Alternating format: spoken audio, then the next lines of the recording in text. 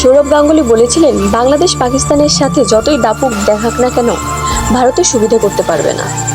তবে সৌরভের এই দাবির সাথে কোনোভাবেই একমত নন ভারতীয় ব্যাটার শুভমান গিল। তিনি মনে করেন, বাংলাদেশকে হালকাভাবে নিলে ভুল করবেন ভারত। আন্তর্জাতিক দলগুলোর প্রতি সমীহিত আছেই, বাংলাদেশের প্রতিও সমীহিত প্রকাশ করেছেন গিল।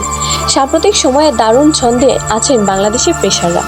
ক্রিকেট ব্যাটিং ইউনিটে ব্যাটিং মিডল অর্ডারে বরাবরই শেষ ভরসা। গিল মনে করেন, এই দুই শক্তি ভারতের হুমকি হতে পারে বাংলাদেশ। আর তাই টাইগারদের হালকাভাবে না দেখার আহ্বান জানিয়েছেন তরুণ এই তারকা। তিনি বলেন, আন্তর্জাতিক পর্যায়ে যারা নিয়মিত খেলে হালকাভাবে নেবার সুযোগ নেই, বিশেষ করে বাংলাদেশকে তো নয়। পাকিস্তানের বিরুদ্ধে টেস্টে ওরা দারুণ খেলেছে, রীতিমতো সমীহ জাগিয়েছে। এর আগে ভারতের সাবেক অধিনায়ক সৌরভ গাঙ্গুলী পাকিস্তানের মাটিতে বাংলাদেশের সাফল্যের পিছনে পাকিস্তানের অফ ফর্মকেই দায়ী করেছেন। তিনি বলেন, পাকিস্তানে গিয়ে পাকিস্তানকে হারানো সহজ নয়। সিরিজ জেতায় বাংলাদেশকে শুভেচ্ছা জানাই, তবে ভারতে এসে খেলা সম্পূর্ণ আলাদা ব্যাপার। ঘরের মাঠে হোক কিংবা বিদেশের মাটিতে ভারত খুবই শক্তিশালী দল। আমি বাংলাদেশের জয়ের কোনো সম্ভাবনা দেখি।